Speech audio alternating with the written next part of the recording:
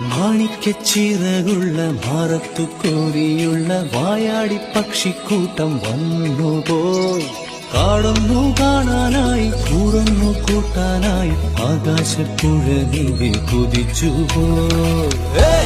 കണ്ടു ഫലനിര